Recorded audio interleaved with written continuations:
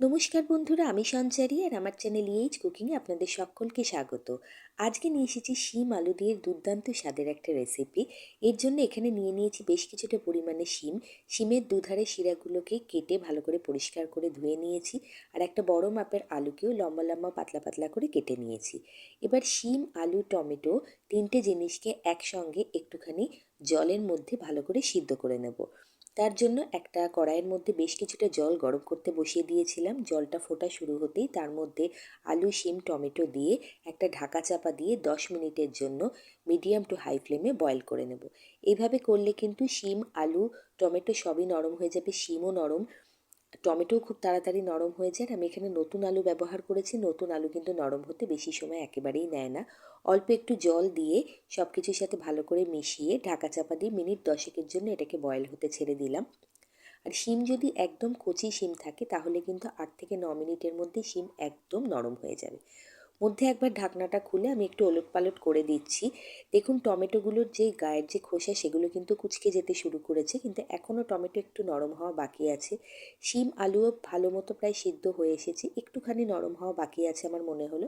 আমি প্রায় 5 থেকে 6 মিনিট বাদে ঢাকা চাপা খুলে একবার নাড়াচাড়া করে দিয়ে আবার ঢাকনাটা চাপা দিয়ে দিলাম। এবার মিনিট 10 মতো হয়ে গেছে। দেখুন, আলু এত ভালো সিদ্ধ হয়েছে যে আলু কিন্তু ভেঙে টুকরো টুকরো হয়ে যাচ্ছে। আর শিমও ভালো মতো নরম হয়েছে, টমেটো তো পুরোপুরি নরম হয়ে গেছে। এবার জল ঝরিয়ে নিয়ে প্রথমে একটা পাত্রে এগুলোকে তুলে নেব।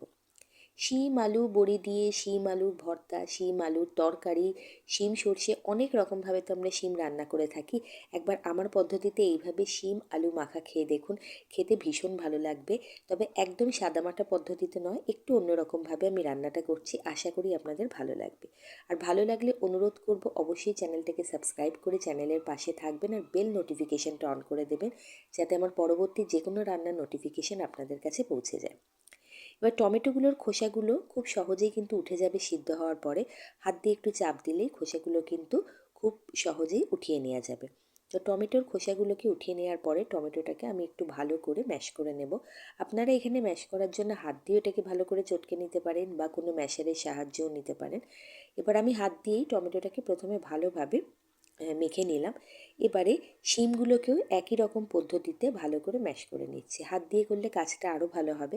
তবে একেবারে কিন্তু শিম পুরো ঘন মিহি করে একেবারে চটকে মেখে নেওয়ার দরকার নেই। একটু একটু খিচখিচ থাকলে খাওয়ার সময় শিমটা মুখে লাগলে ভালো লাগবে। এবার সাথে শিমটা হয়ে গেল, টমেটোটাও হয়ে গেছে। এবার যে আলুটা সেটাকে আমি ভালোভাবে কিন্তু ম্যাশ করে নিচ্ছি। শিম, আলু, টমেটো ভালো মতো রেডি করে নেওয়া হয়ে গেছে। এবার কড়াইয়ের মধ্যে দিয়ে দেবো সর্ষের তেল। আর পুরো রান্নাটা কিন্তু সর্ষের তেলেই করতে হবে, তাহলে রান্নার স্বাদ গন্ধ দুটোই খুব ভালো আসবে। তেলটা গরম হয়ে যেতেই এখানে আমি দিয়ে দিচ্ছি প্রথমে কালো জিরে। আর এখানে প্রায় 2 চামচ মতো সর্ষের তেল আমি দিয়েছি। আর সর্ষের তেলেই রান্নাটা করবেন।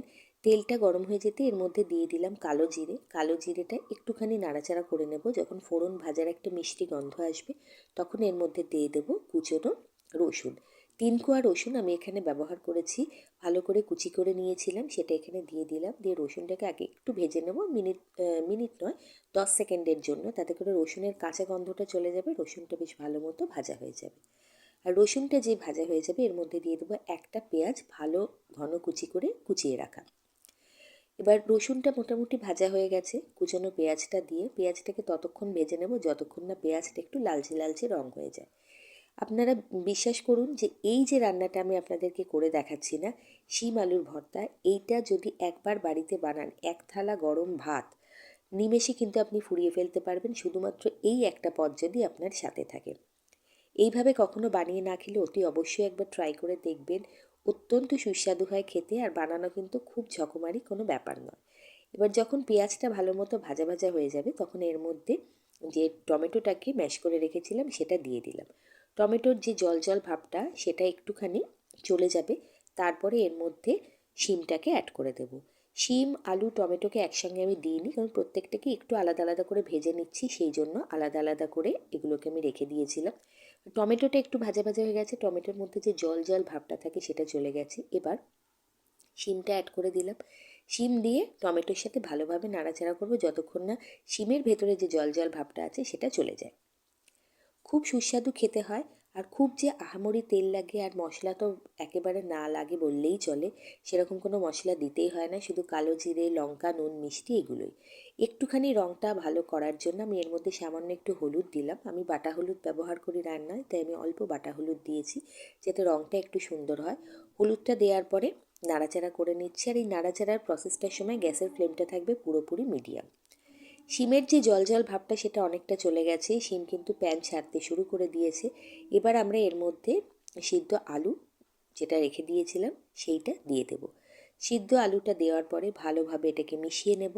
নিয়ে এর মধ্যে এটাকে ক্রমাগত নাড়তে থাকতে হবে যতক্ষণ না এটা সব কিছু মিশিয়ে নেওয়ার পর প্যান ছেড়ে এক জায়গায় চলে আসতে শুরু করে এবং প্যানটাকে ছাড়তে শুরু করে, ততক্ষণ এটাকে নাড়াচাড়া করতে হবে। গ্যাসের ফ্লেমটাকে মিডিয়ামেই রাখতে হবে।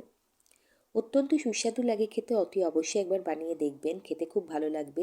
এখানে নুন, একটুখানি মিষ্টিও আমরা দেবো, আর তার সাথে টমেটোর টকটক ভাব সব কিছু নিয়ে কিন্তু খেতে ভালো লাগবে।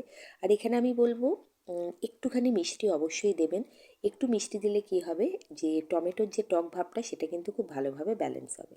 দেখুন নাড়াচাড়া করতে করতে কিন্তু মিশ্রণটা আস্তে আস্তে শুকনো হতে শুরু করেছে। এই সময় এর মধ্যে স্বাদ অনুযায়ী নুন দিয়ে দিলাম, সামান্য একটু চিনি দিয়ে দিচ্ছি, খুবই সামান্য, দিয়ে আবারও ভালোভাবে নাড়তে থাকবো যতক্ষণ না পর্যন্ত এটা প্যানটাকে ছাড়ে।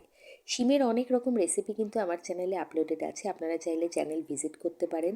চটজলদি জলখাবারের রেসিপি, স্ন্যাক্স আইটেম, বিভিন্ন রকম সিজনাল সবজির রেসিপি আমার চ্যানেলে আপলোডেড আছে, আপনারা চাইলে চ্যানেল ভিজিট করতে পারেন।